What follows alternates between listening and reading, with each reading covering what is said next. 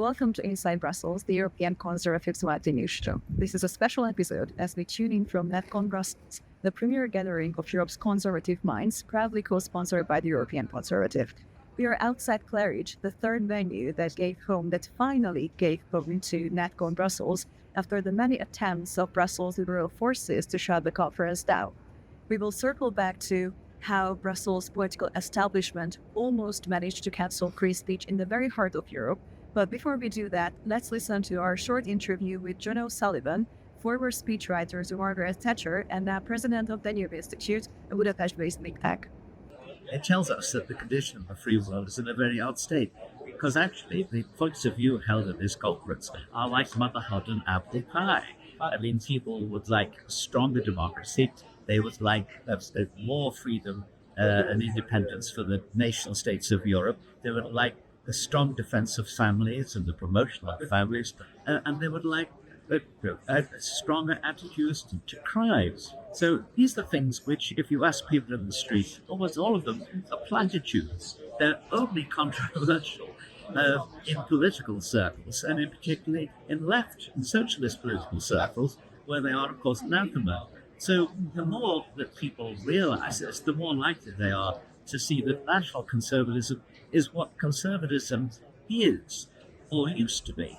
Namely, it's not just about economics, it's about creating a better social life for everybody. The conference was attended not only by Europe's brightest conservative thinkers, but also by politicians and decision makers from all across Europe, among which was Hermann Tertsch, member of the European Parliament representing the Spanish Vox Party and vice chair of the ECR group. Yes, of course, would be one. And so that's why they are in panic. And that's why they are all making all this fuss. They are trying to bring us out of the system because they are really, really afraid. They are panicking, and we should enjoy it. We should enjoy it and see that really we are in a turning point in Europe.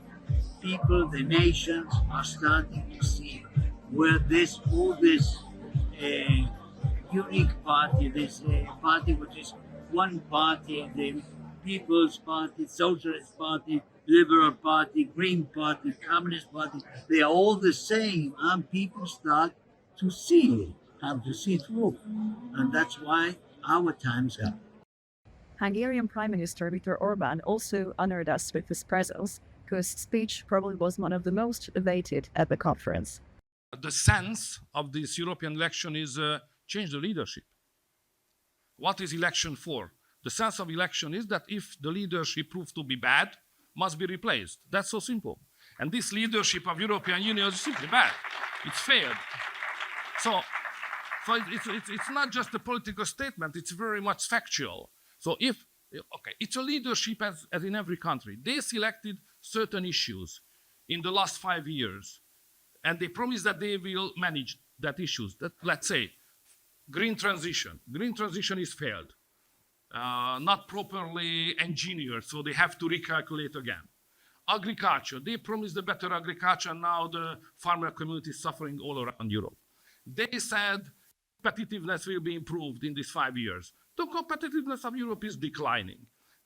They said that they will stop and manage somehow the migration crisis. Migration crisis is bigger than earlier. Then they said that they will introduce some sanctions to stop the war. Ukrainian-Russian war. The war is going on. So if a leadership promising something, let's say 5 or 6 important points for the community, and fail to deliver, they have to leave. Go away. We need new leadership. That's the sense of election, politically speaking. Intellectually, it's a different issue. It's more complicated to find more conservative approach to the European institution and to find leaders who behave more, who deliver more respect to the national governments and to the nations of Europe. Don't neglect them as it was done in the last 5 years.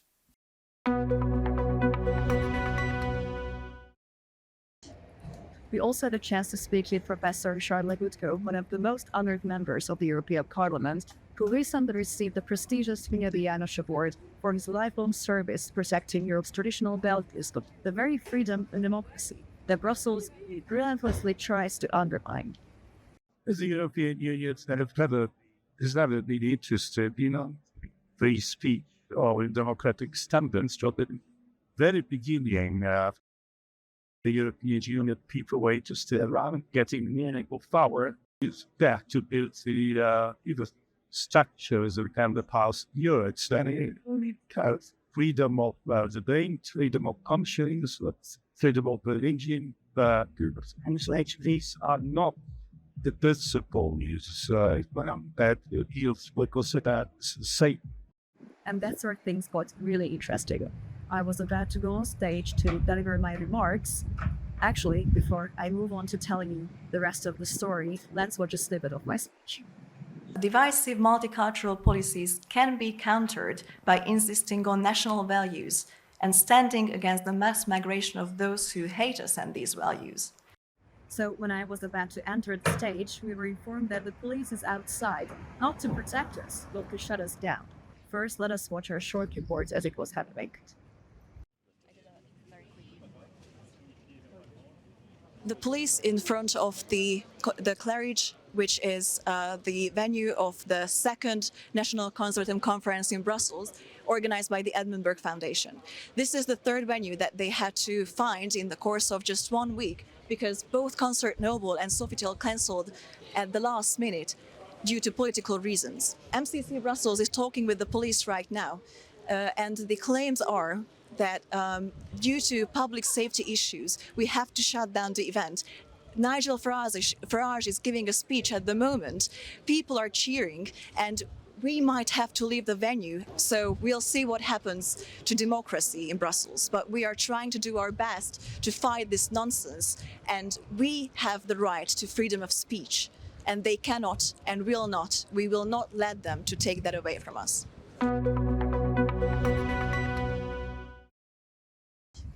Just to give you the context for how we ended up in this situation in the first place, let me go back 3 days.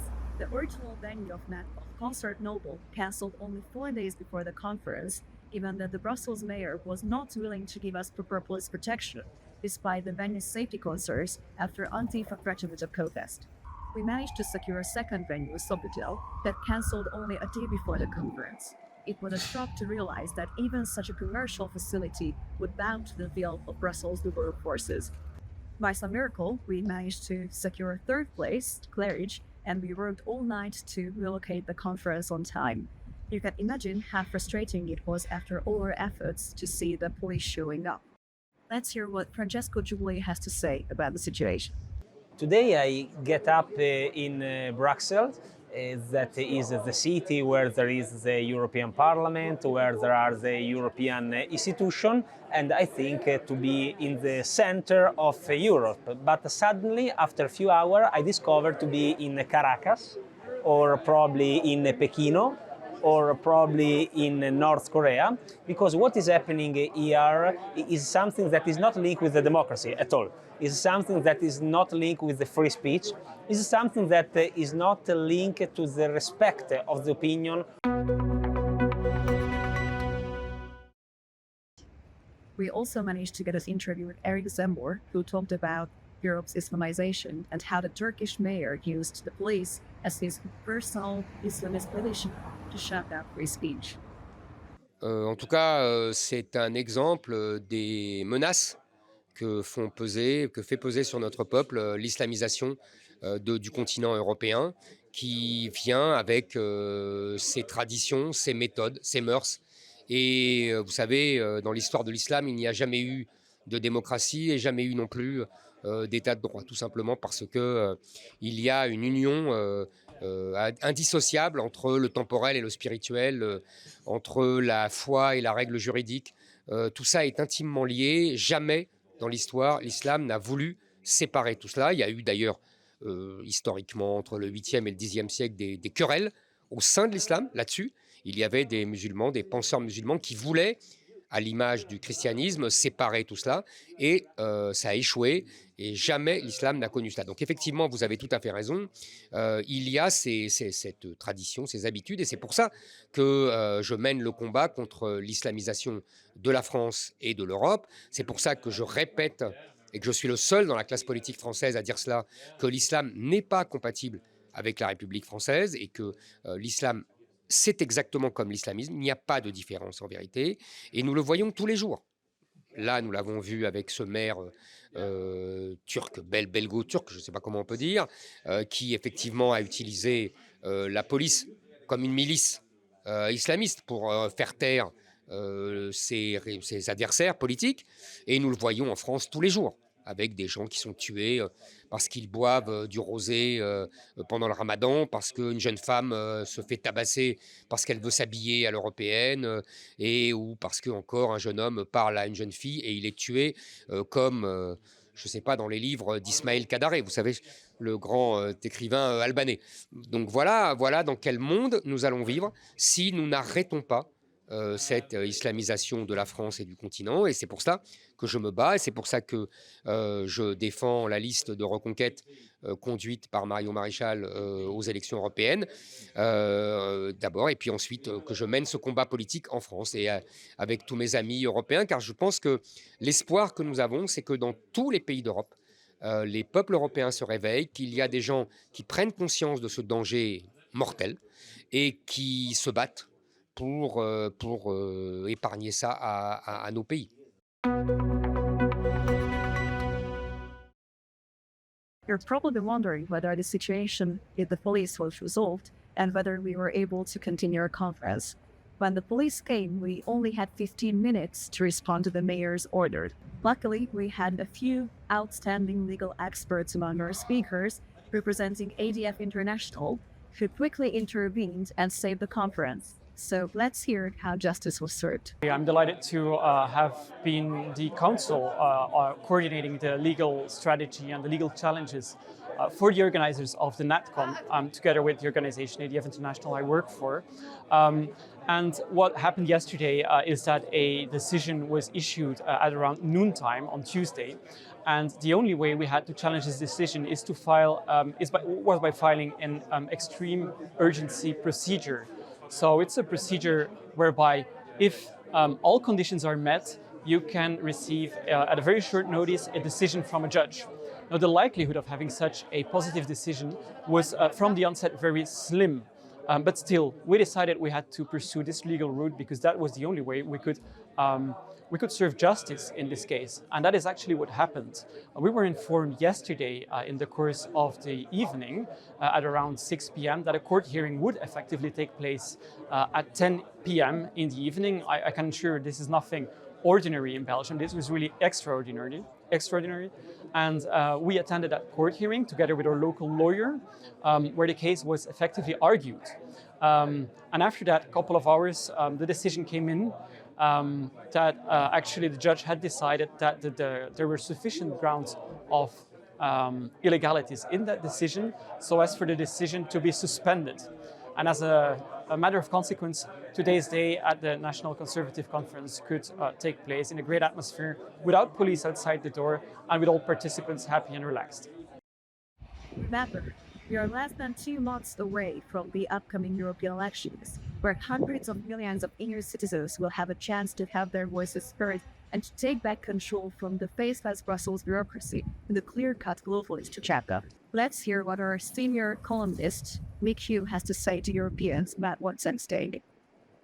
That as in all attempts to control and change political language by dismissing normal mainstream views as far right, this is an attempt to police what we are allowed to think and to say. And we can give it no more truck than we have truck with the police trying to control what can be said on this platform today. We must not give it an inch. And in response to the far-right slurs being aimed at the protesting farmers, we have to say the farmers are simply right. I want to just talk finally about the how that relates to the European elections and what we should be doing about it in terms of the farmers. Because the Green Deal, food security, and the farmers' process are going to be a central issue in these European elections in June, alongside other issues, most notably migration, obviously, as the migration crisis brings things together. These are all important, very important issues in their own right. But behind them, there is a bigger question, which is often, or too often, unasked, which is who rules? That's what these issues are really about. Who rules? Who is to decide the future of Europe? Is it the centralised oligarchy in Brussels, or is it the sovereign nations of Europe? Is it to be our self-serving political elites, or the peoples of Europe themselves who decide their future? Who rules? This really goes to the heart of what democracy means, because democracy doesn't mean, as we are led to believe these days, whatever suits the purposes of Brussels. So that proposing that you ban a political party in Germany, the second most popular party in Germany, can be proposed in the name of democracy, robbing millions of Germans the right to make their own democratic choice. It doesn't mean whatever they want it to mean. What democracy meant in its origins in ancient Athens was the marriage of the demos, the people, and kratos, power or control. What Brussels has been about for the last 70 odd years is about keeping those two things, the people and power, as separate as possible. We have the opportunity now to try and bring them a little closer together through a campaign around the European elections. Thank you so much for watching. And don't forget to check out our website to get your very own copy of the European Conservatives Guide to the 2024 EU elections. I'm Zsófia Torpillo, and stay tuned because we'll be back soon in May with our next episode.